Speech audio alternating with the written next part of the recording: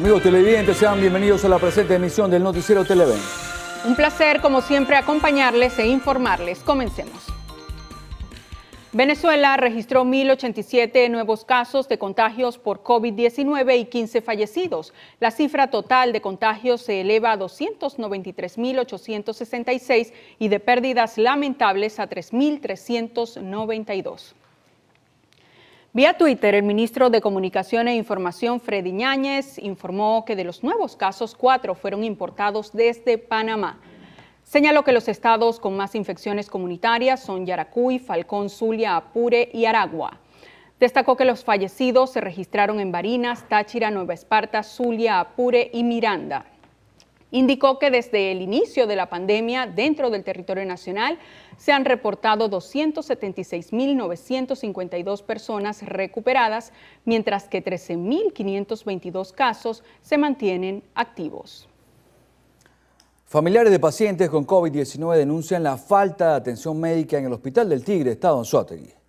Los parientes de las personas que se encuentran recluidas en la sala COVID del nosocomio tigrense aseguraron que hay días en los que el servicio queda sin médicos. Estamos aquí en aguas, sin doctor, sin medicamentos, y los doctores y las enfermeras no tienen los overall, no tienen el equipo médico para atender a los pacientes, y entonces nos están pidiendo a nosotros, los parientes, que donemos los overall y los guantes, porque hay que comprar desde una inyectadora en adelante hacia arriba. Y son mínimos de entre 60, 70, 80 dólares diarios. La traímos anoche a las 11 de la noche y la sentaron en una silla esperando que llegara el doctor para que la ingresara. Y ahorita a las 9:45 fue que la metieron para adentro y no sabemos si la ingresaron o la escondieron. ¿Por qué no la ingresaban? ¿Qué les decían ustedes? No había, que no hay doctor, no hay médico y las enfermeras que estaban ahí no podían hacer nada. El secretario general del Colegio de Médicos en la zona sur de Anzoátegui, Fernando Guevara, asegura que el Hospital del Tigre se encuentra en un cierre técnico por la falta de personal e insumos. En el área COVID no hay médicos, en el área COVID no hay equipos de protección. Es decir, los pacientes tienen que, para ser atendidos, comprarle los equipos de protección a los médicos. Y además que no hay médicos, no hay ni médicos residentes ni médicos especialistas. Incluso eso atenta contra todo. Desde la zona sur del estado Anzoátegui, Susana Quijada, Televen. En el mundo se contabilizan más de 4 millones de fallecidos y alrededor de 191 millones de personas infectadas por COVID-19. Estados Unidos sigue liderando la lista con más de 34 millones de contagios. Le sigue el conteo la India, con más de 31 millones de diagnosticados y más de 414,000 víctimas mortales. Brasil supera los 19 millones de infecciones y los 542,000 decesos. El ritmo de contagios en el mundo aumenta por tercera semana consecutiva, con casi 3 millones de nuevos contagios en los últimos 7 días. Esto según el último informe epidemiológico de la Organización Mundial de la Salud. Salvo el continente americano, donde los contagios se han reducido 3%, el resto de regiones se reportaron incrementos en los casos semanales. Mientras tanto, en Europa, la incidencia ha crecido 20%. La recuperación del salario y garantizar la operatividad del sector industrial son los objetivos del nuevo presidente de Conindustria, Luigi Picella. El dirigente empresarial se sumó a la suspensión gradual del sistema 7+7. La nueva Junta Directiva de la Confederación Venezolana de Industriales funcionará para el periodo 2021-2023 y estará conformada por Luigi Picella en la presidencia, quien viene de representar a la Cámara Venezolana del Calzado. Picella estará acompañado por Francisco Acevedo, Rubén Morales, Tito López, Roberto Mendoza y Aide Salas. Picella insiste que para mejorar la economía del país es necesario la unión de todos los sectores y la revisión de algunas políticas públicas. Para poder seguir mejorando los salarios tiene que la industria producir, tiene que ser no solo producir, sino ser productiva. En eso vamos a enfocar todo.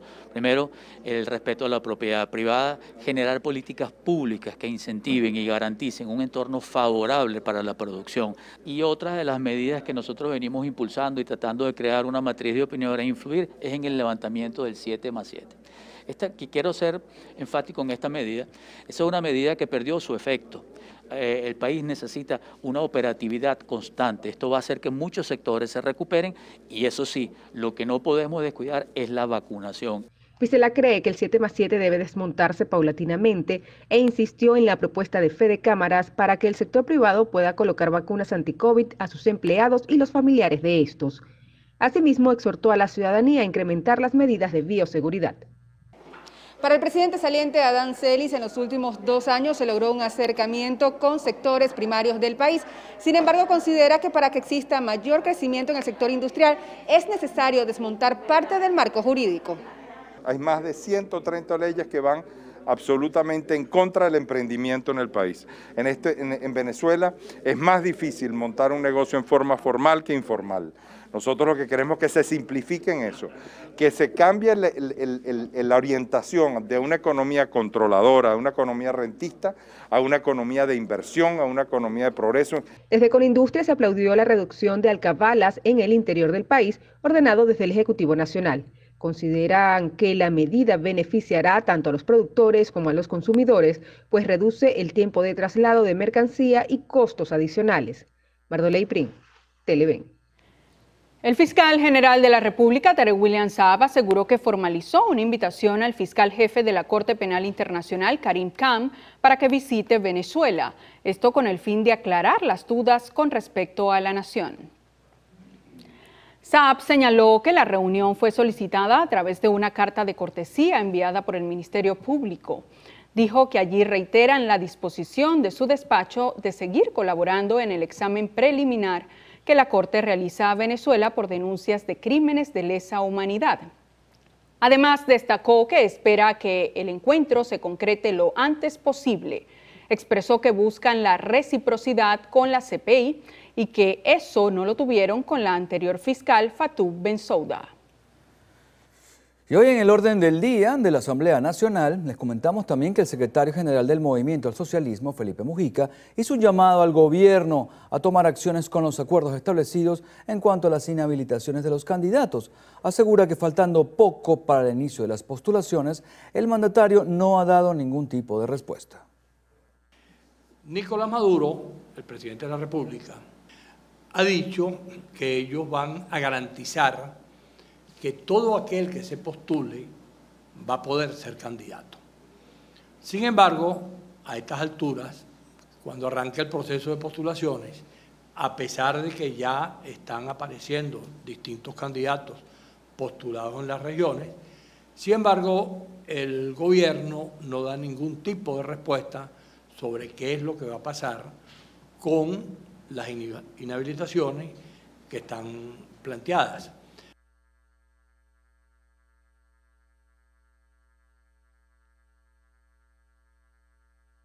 En Lara, el partido Avanzada Progresista presentó sus precandidatos a los diversos cargos de elección popular en la entidad. Esperan llegar a un consenso con los partidos de la Alianza Democrática para garantizar la recuperación de territorios. Nosotros hemos presentado nuestros precandidatos porque estamos llamando a la unidad.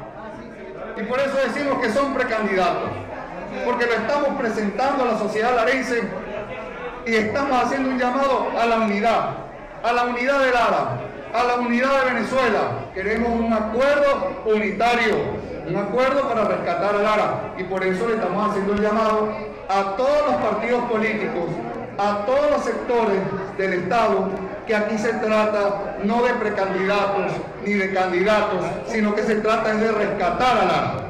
El secretario general regional de Avanzada Progresista adelantó que el próximo 23 de julio presentarán la candidatura de Henry Falcón a la gobernación. En Lara, Juan Manuel Oviedo, Televen. Y fuera de nuestras fronteras, Pedro Castillo fue proclamado presidente de Perú para el periodo 2021-2026. Esto luego de numerosas denuncias de presunto fraude durante los comicios del pasado 6 de junio. Veamos más en el siguiente trabajo de nuestra cadena aliada AFP. El Jurado Nacional de Elecciones de Perú proclamó el lunes al maestro de izquierda Pedro Castillo como nuevo presidente, 6 semanas después del reñido balotaje en que enfrentó a la candidata derechista Keiko Fujimori. El JNE validó un escrutinio actualizado del 100% de las actas del órgano electoral, dando el triunfo a Castillo con 50,12% de los votos, frente a 49,87% de su rival derechista. Castillo, de 51 años, obtuvo 44.263 votos más que su adversaria. Y no pongamos más obstáculos para sacar adelante este país. El anuncio desató festejos entre cientos de campesinos que acampaban desde hace semanas en el centro de Lima, en apoyo al maestro izquierdista. ¡Viva Pedro Castillo! ¡Viva! ¡Viva nuestro presidente! ¡Viva!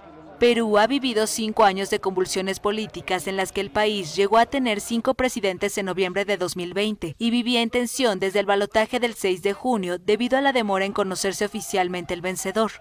La derechista Fujimori presentó numerosas impugnaciones de votos y apelaciones para dilatar la proclamación del vencedor, mientras sus partidarios exigían en las calles anular el balotaje y convocar a nuevas elecciones. Sin embargo, antes del anuncio del JNE, la dirigente anunció que reconocería su tercera derrota en un balotaje presidencial. El día de hoy anuncio que, cumpliendo mis compromisos asumidos con todos los peruanos, con Mario Vargas Llosa, con la comunidad internacional, voy a reconocer los resultados porque es lo que manda la ley y la Constitución que he jurado defender. Vargas Llosa, de 85 años, apoyó activamente desde España a la líder derechista, aunque en el pasado fue un firme antifujimorista. Al no ganar la presidencia, Fujimori deberá ir a juicio por supuesto lavado de dinero. Pedro Castillo debe asumir el 28 de julio, día en que expira el mandato del presidente interino Francisco Sagasti, y en el que Perú conmemora el bicentenario de su independencia. La tardanza en la proclamación obligará a hacer un acelerado proceso de traspaso del mando en los ministerios y otras reparticiones públicas. A la tranquilidad. Momento de nuestra primera pausa en la presente emisión del noticiero. Al regreso fue desarticulada una banda que se dedicaba al abuso sexual en el estado Falcón. Ya venimos.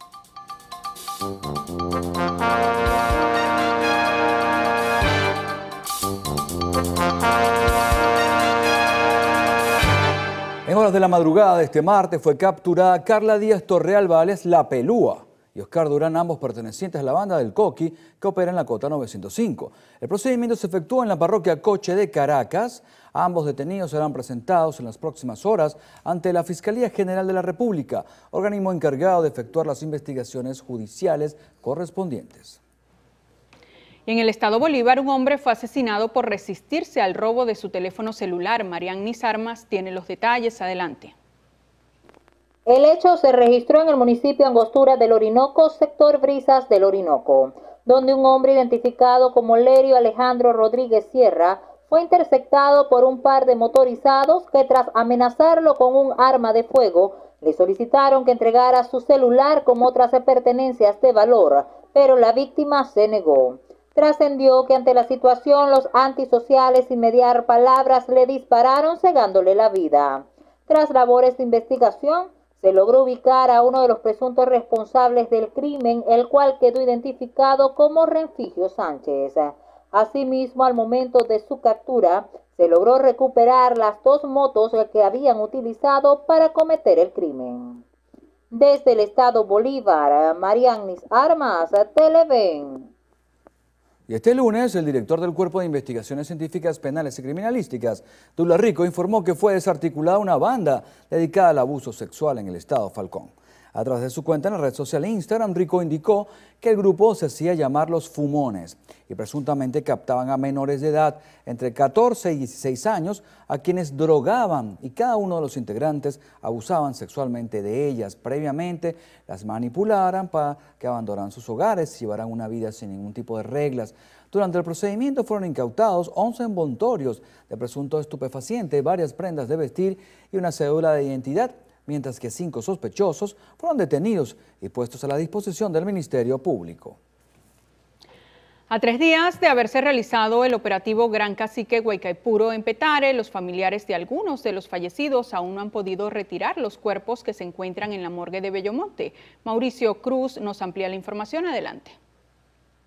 Hola, gracias por el contacto. Como Jefferson Frontado, de 29 años de edad, fue identificado uno de los sujetos que murió durante este operativo policial. Vamos a escuchar más de este caso en la propia voz del padre del fallecido. La mañana del sábado yo estaba parado a las 5 de la mañana para irme a mi trabajo. Cuando pasa antes de las 6, escucho unos disparos en la parte baja de la zona 9, donde había un vallenato, una fiesta que estaban reunidos un poco de muchachos.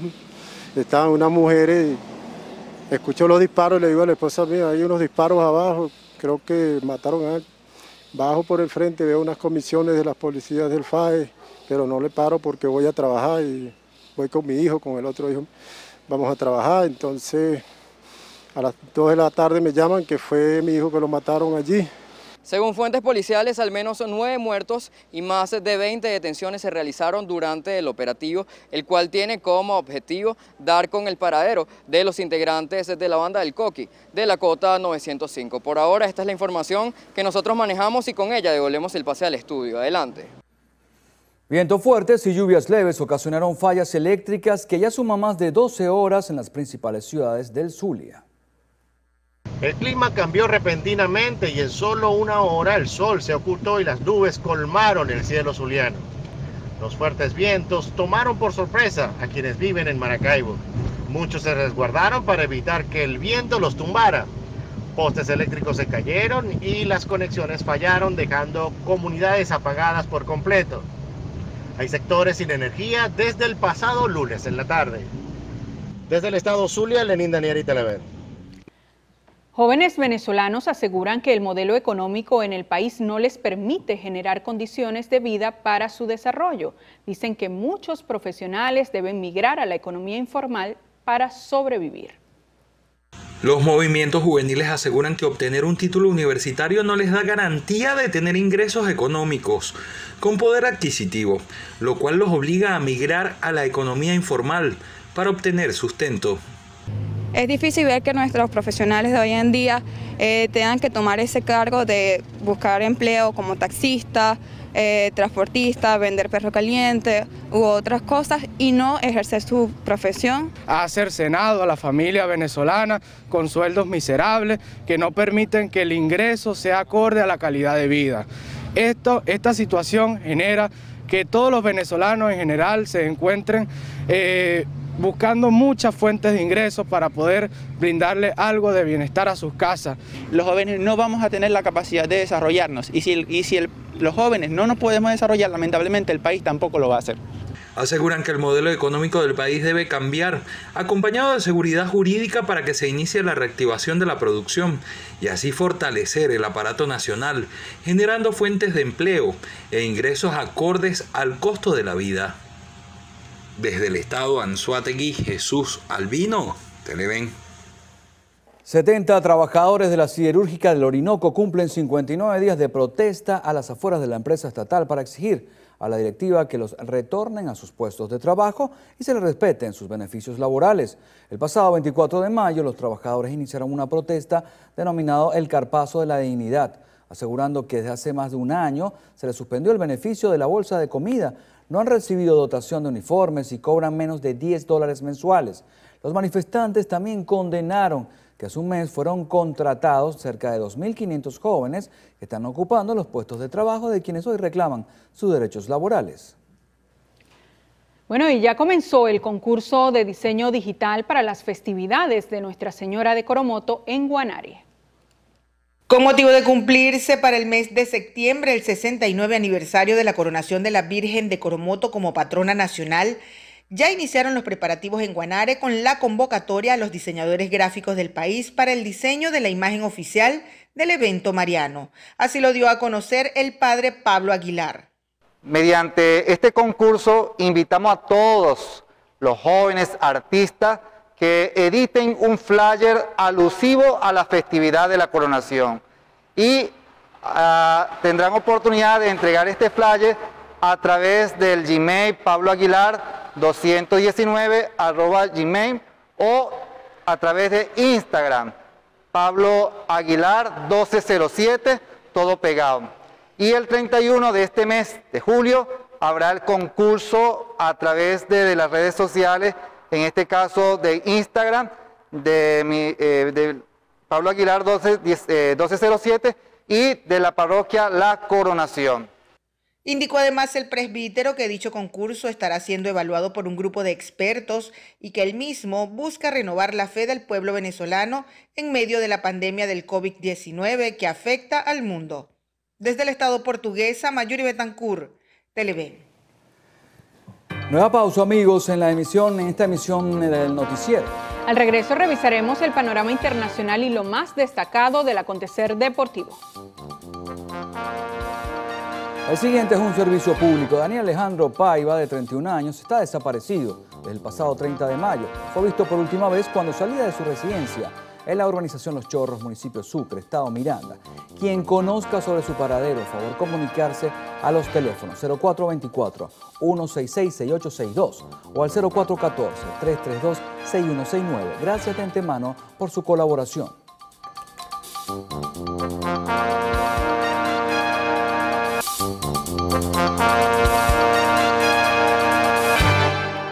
En Táchira, transportistas que cubren la ruta hacia la frontera con Colombia denuncian que continúan los puntos de control militares en la carretera a pesar de la orden del presidente Nicolás Maduro de eliminarlos. Nuestra compañera Fabiola Niño nos amplía. Adelante, Fabiola. Gracias. Nosotros transmitiendo desde San Cristóbal, capital del estado Táchira, nos acompaña Freddy Solano, vicepresidente de la Cámara de Transporte de 5 y 32 puestos que va hacia la frontera de Venezuela con Colombia. A pesar que el presidente de la República anunció que deben ser eliminados los puestos de control de los efectivos militares, estos puestos todavía continúan en la carretera hacia la frontera. ¿Qué opinión tiene usted al respecto que estos puestos de control todavía permanezcan? Sí, muy buenos días. Tal y como lo emanó el presidente de la República la semana pasada, que prohibía los puntos de control en las carreteras a nivel nacional. Nosotros, si bien es cierto, ayer hicimos un trabajo hacia la frontera y algunos puntos de control se habían eliminado, todavía permanecen algunos allí apostados. Entonces el llamado de nosotros como transportistas es que se cumpla la normativa, porque a nivel regional todavía se mantienen varios puntos de control que no deben ser puestos en esos puntos. ¿Qué le dicen a ustedes los guardias cuando ustedes le dicen de esta orden del presidente de la República? No, bueno, que es una medida del Ejecutivo Nacional y Regional y que ellos no tienen nada que ver con eso, que ellos se deben a un componente militar y que ellos acatan órdenes y que hasta los momentos esa orden no ha sido notificada por ninguno y que ellos van a proseguir haciendo del uso de esas alcabalas móviles. Muchísimas gracias a Freddy Solano, vicepresidente de la Cámara del Transporte de 5 y 32 puestos que va hacia la frontera con Colombia. Esta es la información que tenemos a esta hora en el estado Táchira. Fabiola Niño, Televen. Comenzamos nuestro recorrido internacional en Haití. El primer ministro interino Claude Joseph confirmó que cederá su cargo a Ariel Henry, quien fue nombrado por el presidente Jovenel Moïse el pasado mes de abril. Ariel Henry asumirá este martes el cargo como primer ministro. Se encargará de comandar el Ejecutivo de Haití en una de las más graves crisis políticas de las numerosas que azotan al país desde hace décadas. Henry es un respetado neurocirujano de 71 años de edad, quien goza de experiencia en labores de diferentes gobiernos. Su cargo público más importante fue el de ministro entre 2015 y 2016, en el periodo de Michel Martelly. Además, integró el Consejo de Sabios, ente fundamental que encabezó el periodo de transición tras el derrocamiento del presidente Jean-Bertrand Aristide en 2004. El presidente Joe Biden ordenó al Departamento de Estado revisar la política de remesas de Estados Unidos, esto para asegurar que el dinero que los cubanoamericanos envían a sus familiares en la isla no genere comisiones ni beneficios al gobierno cubano. Biden además anunció que enviará a Cuba más personal diplomático. También ordenó a su gabinete trabajar con el sector privado y el Congreso para hacer más accesible el Internet en Cuba. También anunció que seguirá con su política de imponer sanciones económicas contra funcionarios cubanos. La policía de Guatemala detuvo a 6 venezolanos que intentaban viajar a Estados Unidos. Los indocumentados fueron localizados en un camión que viajaba con 139 extranjeros por una carretera de la costa sur, cerca de la frontera con México.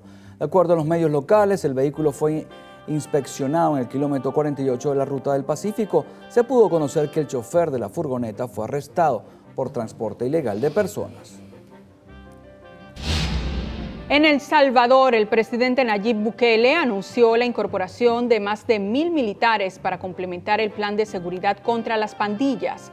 Con esta nueva incorporación ya suman más de 10.000 miembros de la Fuerza Armada desplegados en todo El Salvador. Bukele explicó que cada 15 semanas se estima integrar a otros 1.000 funcionarios castrenses para, en 5 años, contar con más de 40.000 militares y así garantizar suficiente capital humano para poder vencer a las pandillas. Autoridades españolas intentan establecer las causas del suceso en el que una persona con su auto arrolló a varios clientes sentados en terrazas en Marbella. El hecho dejó más de 9 heridos. Las imágenes del suceso se viralizaron en redes sociales. Durante el hecho se pudieron observar personas en el piso, heridas mientras son socorridas por transeúntes, bomberos y policías.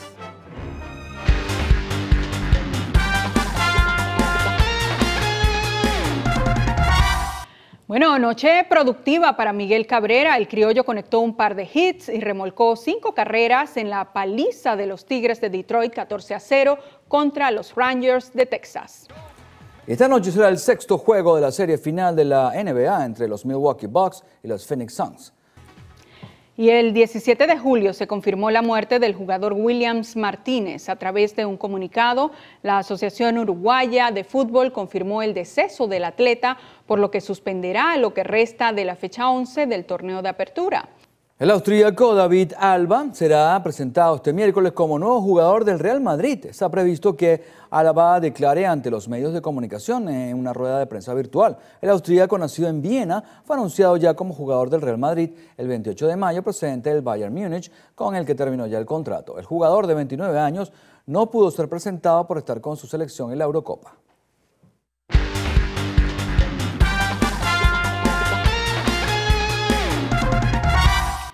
El siguiente es un servicio público. El niño John Artur Ovieda Rodríguez, de 8 días de nacido, quien se encuentra recluido en el seguro de Guaraguao, necesita con urgencia plaquetas y donantes de sangre tipo A positivo. Quien pueda colaborar, favor comunicarse al 0412-180-2566 o acudir al mencionado centro de salud. Momento de una nueva pausa, amigos. Al regreso, más información de interés para ustedes. Ya venimos.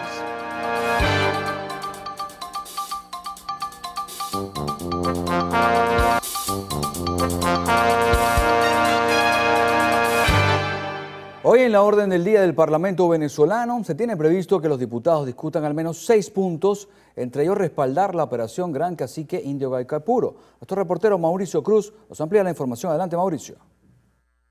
Hola, sí, así es. Hoy la sesión de la Asamblea Nacional está prevista para las 2:30 de la tarde y allí los parlamentarios tocarán diversos temas, entre ellos la primera discusión del proyecto de ley de teatros, la primera discusión del proyecto de ley de prevención y erradicación del abuso sexual hacia niños, niñas y adolescentes, también la primera discusión del proyecto de ley orgánica sobre el derecho a la ciudad, además del proyecto de acuerdo en favor a Cuba en rechazo a las acciones de Estados Unidos, también el proyecto de acuerdo y debate en respaldo a la operación Gran Cacique Indio Guaycapuro que se realiza desde hace algunos días en Caracas y finalmente la continuación de la segunda discusión del proyecto de ley orgánica para la atención y desarrollo integral de las personas adultos mayores. Con esta información nosotros devolvemos el pase al estudio. Adelante.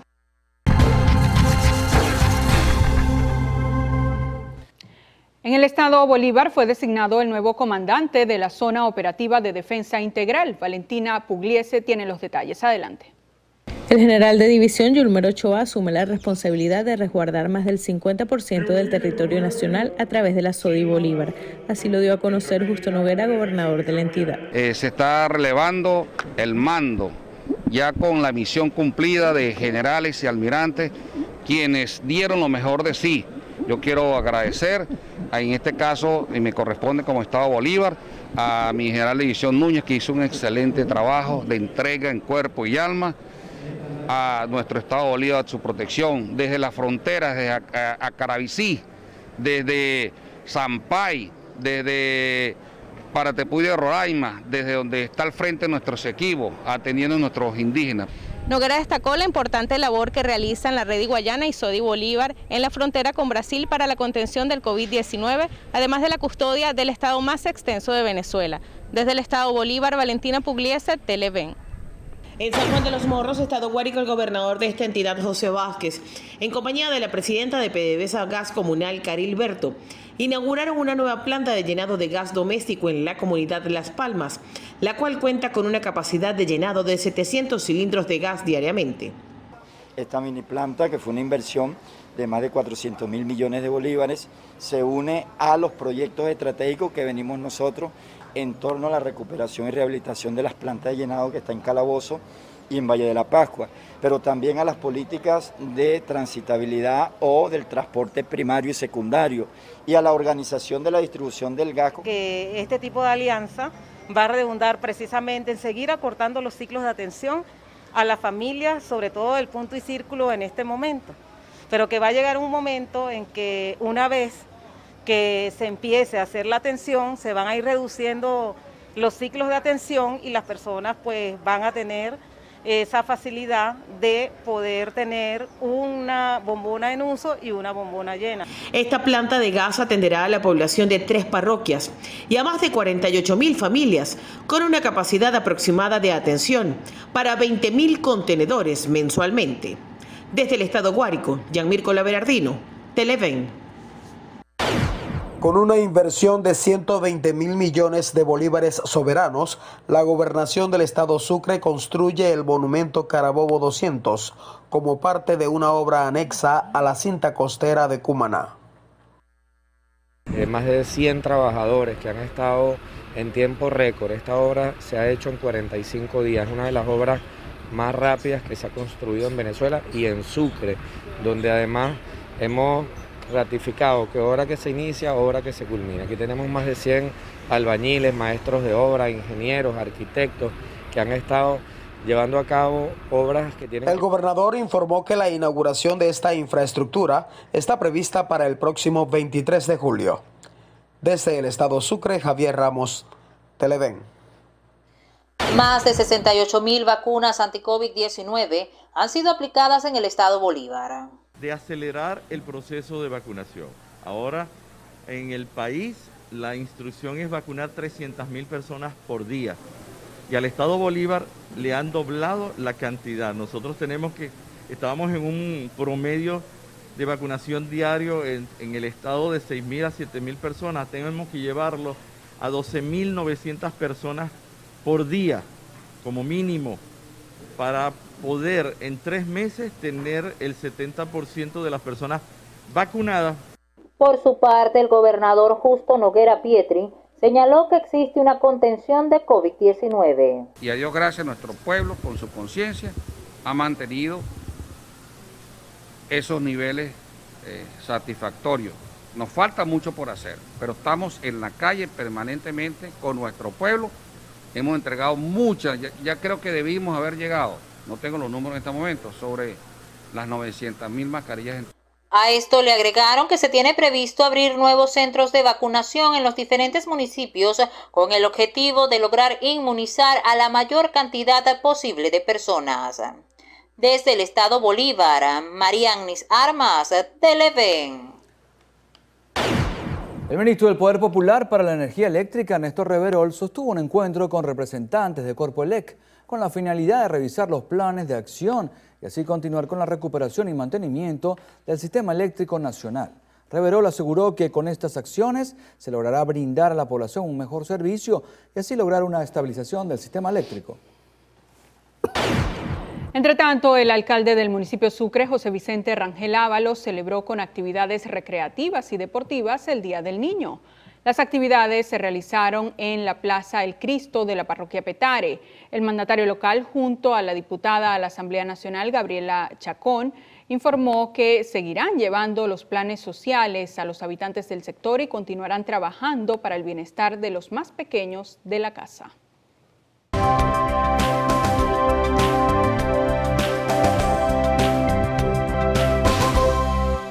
Un implante cerebral realizado por un equipo de la Universidad de California ayudó a un paciente con derrame cerebral a mejorar su manera de comunicarse.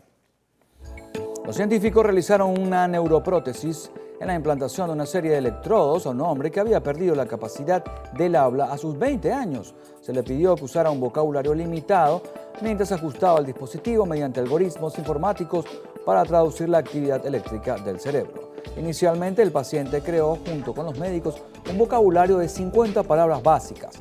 Posteriormente logró decir frases completas. Se espera que el dispositivo pueda ayudar a otras personas con problemas del habla a comunicarse.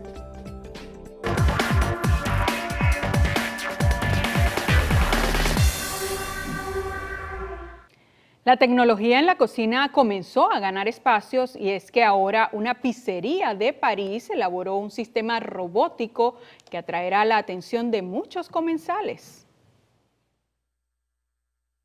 En la pizzería Pazzi de París, el cocinero es un robot.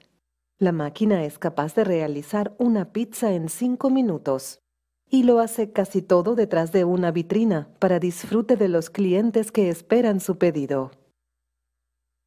Aquí estamos, dificultad, tras más de 8 años de investigación y desarrollo, hemos logrado crear esta tecnología del primer robot pizzaiolo del mundo, enteramente autónomo, desde la orden a través de la terminal de pedidos o del teléfono móvil hasta la recolección. Todo pasa en total autonomía. El restaurante cuenta con trabajadores que se encargan de la relación con el cliente y de atender a las pocas mesas que hay en el local, pero en ningún momento intervienen en la fabricación de las pizzas. El robot es capaz de hacer 80 pizzas por hora. Lo difícil es la masa, porque la masa está viva, no se trabaja con una masa congelada. La máquina debe adaptarse permanentemente a la evolución de la masa. Cada hora que pasa, la masa es diferente. Y por lo tanto debimos darle los medios al robot para que se maneje solo, para realizar correcciones que incluso algunos pizzeros no logran por sí mismos.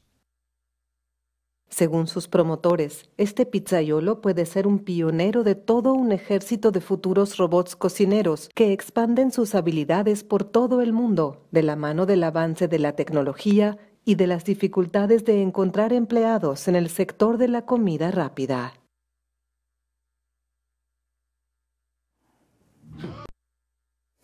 Y un gato gigante vigila las calles de Tokio desde un edificio. La nueva valla publicitaria fue captada por los transeúntes. Se trata de un gato en 3D con un efecto realista. Tiene una resolución 4K.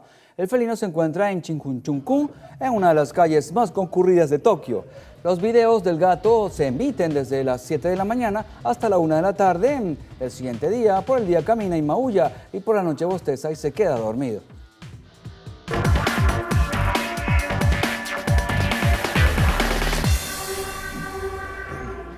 Impresionante el gato, ¿no? Así es, sorprendente. Bueno, nos vamos a hacer una pausa. Al regreso, lo mejor del entretenimiento en Lo Actual. Ya venimos.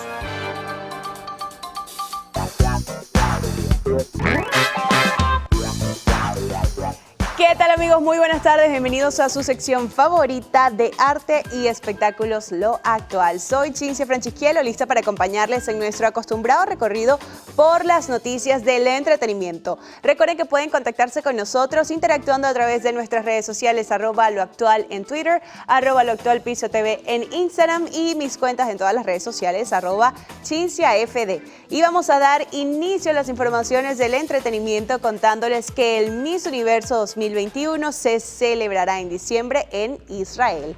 El certamen de belleza se llevará a cabo por primera vez en sus 70 años de historia en el país de Medio Oriente, según informó este martes el Ministerio de Turismo israelí.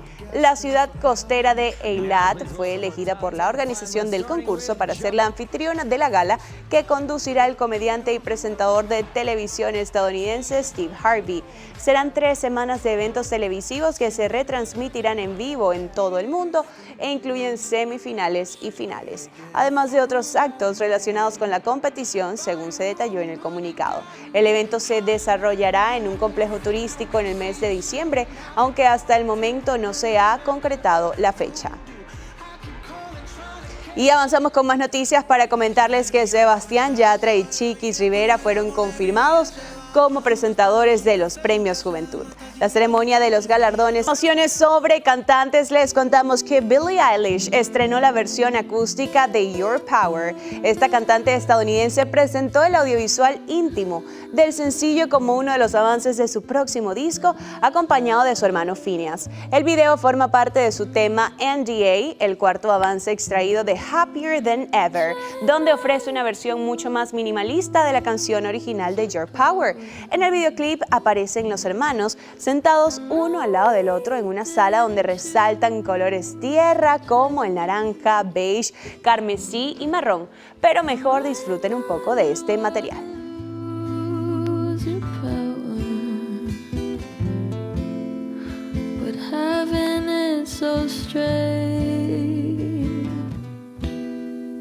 She said you were a hero, you played the part, but you ruined her in a year. Don't act like it was hard, and you swear you didn't know.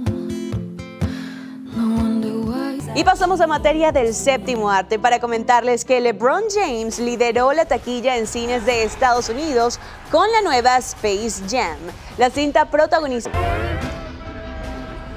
Bien, y ahora les comentamos que ya comenzó la producción de la tercera temporada de The Mandalorian. American Cinematograph confirmó el inicio de la producción de la tercera etapa de la serie, que llegará a Disney Plus a lo largo de 2022, en un artículo sobre las nuevas tecnologías en los rodajes. Los detalles que hasta ahora se conocen es que Gina Carano no volverá como Cara Dune tras haber sido despedida a raíz de unos tweets en los que comparaba ser republicano hoy en día con ser judío en la Alemania nazi.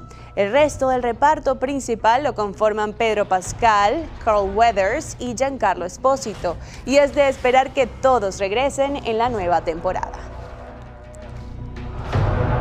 Amigos, de esta manera finalizamos las informaciones de arte y espectáculos el día de hoy. Gracias por acompañarnos. Amigos, llegamos al final de la presente emisión del Noticiero Televen. Por supuesto, amigos, les damos las cuentas de Twitter, @el_noticiero, nuestra cuenta en Instagram, @el Noticiero Televen, para que sigan minuto a minuto lo que ocurre fuera y dentro de nuestro país. Recuerden que la variante del COVID-19 son amenazas que no podemos subestimar, por eso hay que reforzar todas las medidas de bioseguridad y tener presente que ante cualquier síntoma se debe acudir al médico. Estas variantes son 2 veces más contagiosas y letales. La rápida propagación de esta infección genera un aumento vertiginoso de la mortalidad y por ende provocan el colapso de los sistemas de atención médica y funerarias, catalogadas como una amenaza contra la salud pública. Las variantes del COVID-19 evaden el sistema inmune, por lo que es muy probable que una persona que se haya recuperado de la enfermedad la pueda volver a contraer. No sienta miedo, actúe de manera consciente, use su tapabocas de manera correcta, es decir, que tape su nariz y su boca, lávese las manos y mantenga una distancia saludable del prójimo. La prevención es clave para mantenerse sano. Y justamente como ya terminamos la emisión por hoy, corresponde colocarnos nuestros tapabocas.